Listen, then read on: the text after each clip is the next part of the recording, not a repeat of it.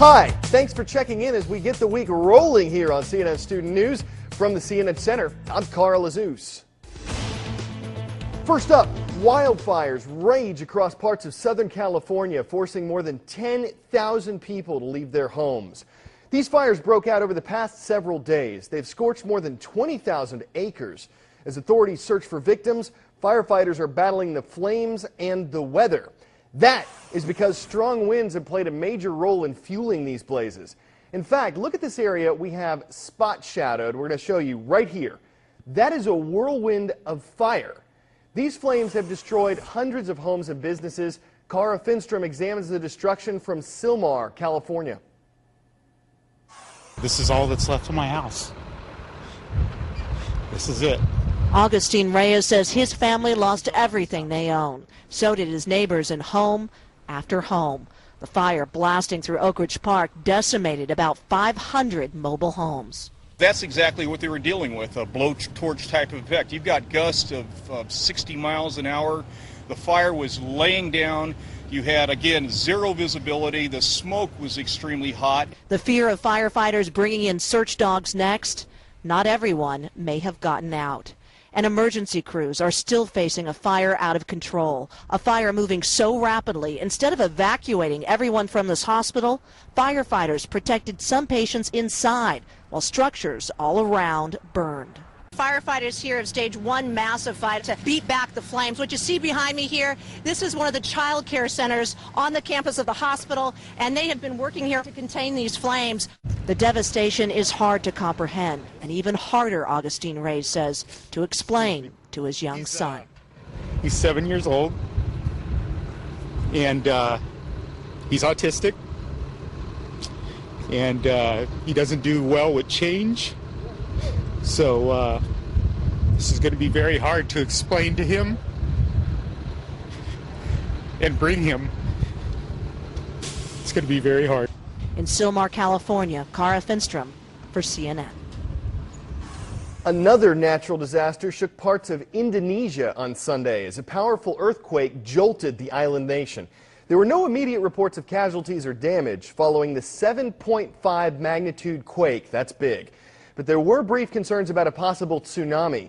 Experts warned that the earthquake could trigger one, but they canceled a tsunami warning a few hours after the initial tremor. A word to the wise: tsunami, a large ocean wave that's caused by an earthquake or undersea eruption. An important first step. Those are the words of President Bush describing this weekend's summit on the global economy, where world leaders got together to discuss how to fight this current financial crisis. The meeting brought together representatives from a group of leading economic nations. They're known as the G20. They've agreed to try different methods to boost worldwide economic markets, which, as you know, have been getting hammered recently. This group plans to meet again by the end of April. The Iraqi government is looking at the calendar as well, as it considers a plan for when U.S. troops could leave the Middle Eastern nation.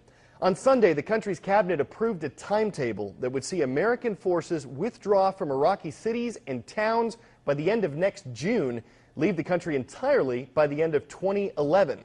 According to the Iraqi constitution, the country's parliament has to vote on this agreement for it to become final. One official said that could happen by next week. General Ann Dunwoody is responsible for making sure that U.S. soldiers in Iraq get the equipment that they need.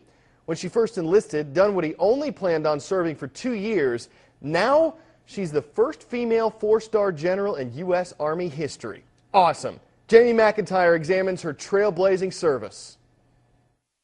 She is therefore promoted in the United States Army from lieutenant general to general. The 4 stars pinned on each shoulder of General Ann Dunwoody carry with them the heavy burden of a historic first. I didn't appreciate the enormity of the event until the tidal waves of cards, letters, and emails started coming my way.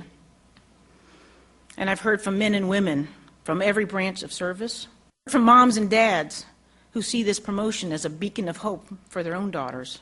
The Army Dunwoody entered right out of college 33 years ago was a far cry from today's largely integrated volunteer force. Mired in World War II thinking, women were still WACs in the separate and decidedly unequal Women's Auxiliary Corps. the number one job in 1975 that the officers and enlisted men and women of the Army thought was appropriate for women was cook. Fortunately for Ann, also on the list was parachute rigger. I couldn't believe they were going to pay me to jump out of airplanes. Dunwoody's stint in airborne school turned into an unexpected career of trailblazing, in part because of an accident of timing.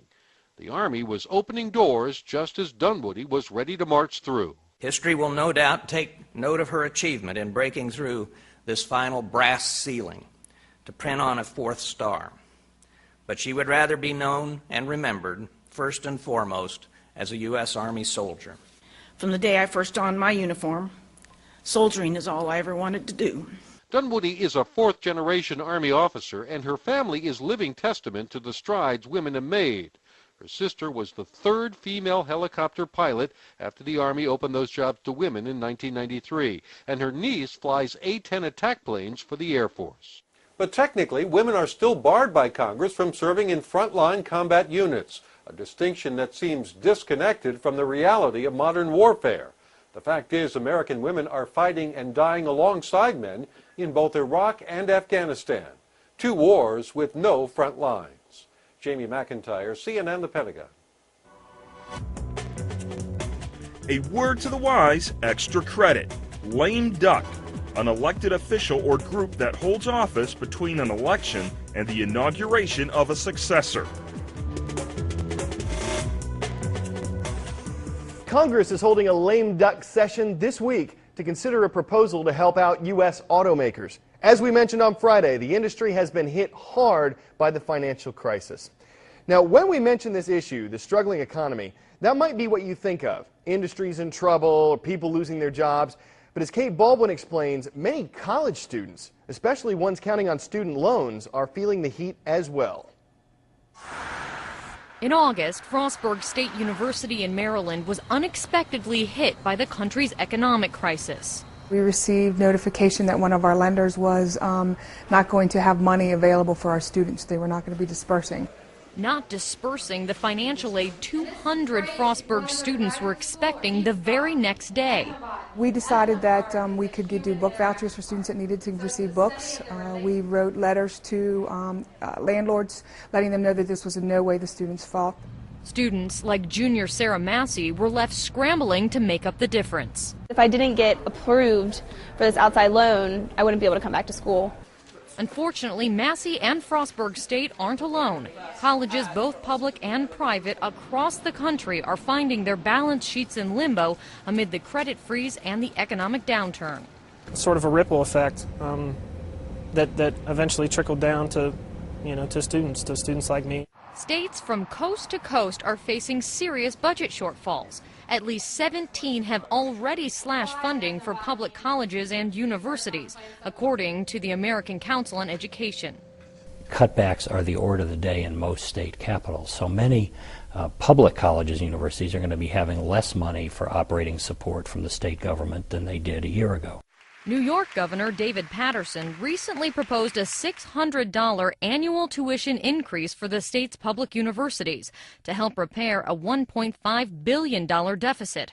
And while private schools don't rely on government dollars, they're feeling the pinch through a drop in alumni donations and philanthropic support.